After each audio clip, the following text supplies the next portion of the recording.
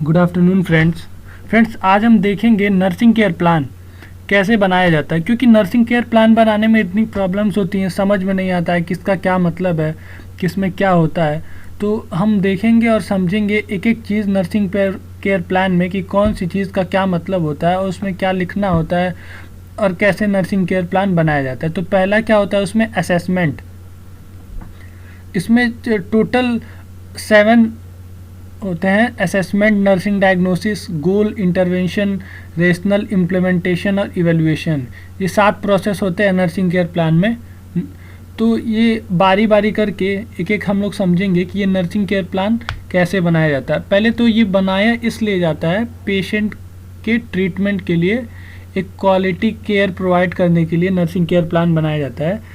तो पहला है असेसमेंट।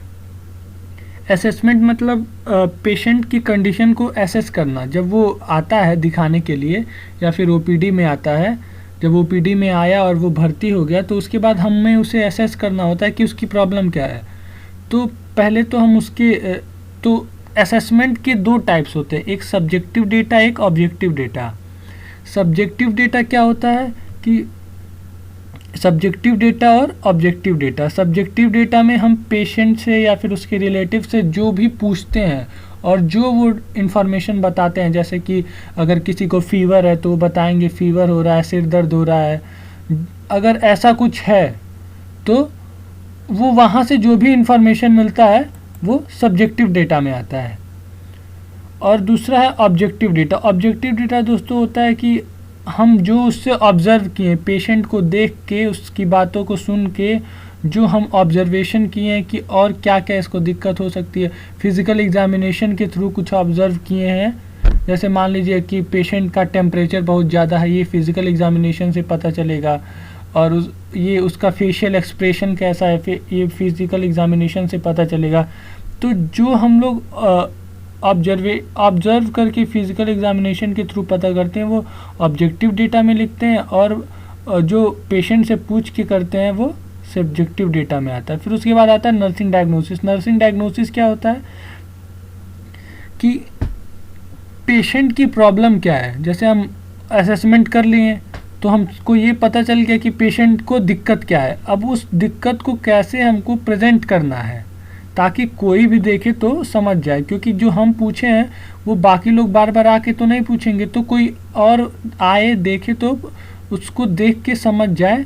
तो ऐसा कोई डायग्नोसिस बनाते हैं जो प्रॉब्लम की पेशेंट की प्रॉब्लम को रिप्रेजेंट करे, तो उसको नर्सिंग डायग्नोसिस बोलते हैं। इसका एक मेथड होता है जो कि नंदा डायग्नोसिस है, उसको समझने से फिर ये इजी हो जाता है नर्सिंग डायग्नोसिस बनाना। हर डिजीज़ का अपना अपना अलग नंदा डायग्नोसिस होता है। फिर उसके बाद आता है goal, setting priorities, goals, what do you want to achieve. जैसे पेशेंट को अगर फीवर है तो फिर आपका गोल क्या होगा कि टू डाउन हर टेम्परेचर, मतलब उसके टेम्परेचर को कम करना, या फिर फीवर की वजह से बॉडी में पेन हो रहा है तो पेन से रिलीफ करना और टेम्परेचर को कम करना। यही सब गोल्स हो सकते हैं, यही सब हमारी प्रायोरिटीज़ हो सकती हैं। तो ये गोल्स में आते हैं कि हम क्या अचीव करना चाहते हैं। और फिर उसके बाद इंटरवेंशन, जो चीज़ हम अचीव करना चाहते हैं उसके लिए क्या क्या करना पड़ेगा वो आता है इंटरवेंशन में। कि मतलब जैसे फीवर है तो हम क्या करेंगे, उसको कोल्ड, अगर फीवर 102 के आसपास है तो कोल्ड स्पंजिंग देंगे, टैबलेट देंगे जो भी डॉक्टर प्रिस्क्राइब की होंगे, मेडिसिन जैसे कि पैरासीटामॉल। और अगर इन्फेक्शन भी है तो एंटीबायोटिक भी देंगे, क्योंकि एंटीबायोटिक देने से इन्फेक्शन ठीक होगा तभी फीवर भी ठीक होगा। और पेशेंट को रेस्ट करने के लिए बोलेंगे, कंफर्टेबल पोजीशन दिलाएंगे। तो वो सारी चीज़ें इंटरवेंशन में आ जाती हैं। फिर उसके बाद आता है रेशनल मतलब कि जो भी चीज़ जो हम इंटरवेंशन किए हैं, जो प्लान किए हैं, उसका रीज़न क्या था। कि जैसे अगर आप बोलें कि हम कोल्ड स्पंजिंग किए तो कोल्ड स्पंजिंग क्यों किए हैं, उससे क्या होगा। जैसे कि कोल्ड स्पंजिंग से वो ठंडा होता है तो वो बॉडी की टेम्परेचर को एब्जॉर्ब करता है, तो बॉडी का टेम्परेचर कम हो जाता है उससे। तो ये हमको लिखना रहता है रेशनल में। हर एक प्लानिंग का रेशनल लिखना पड़ता है कि पैरासीटामॉल दिए तो क्यों दिए, रेस्ट दिए तो क्यों दिए, वो रेशनल में लिखना होता है।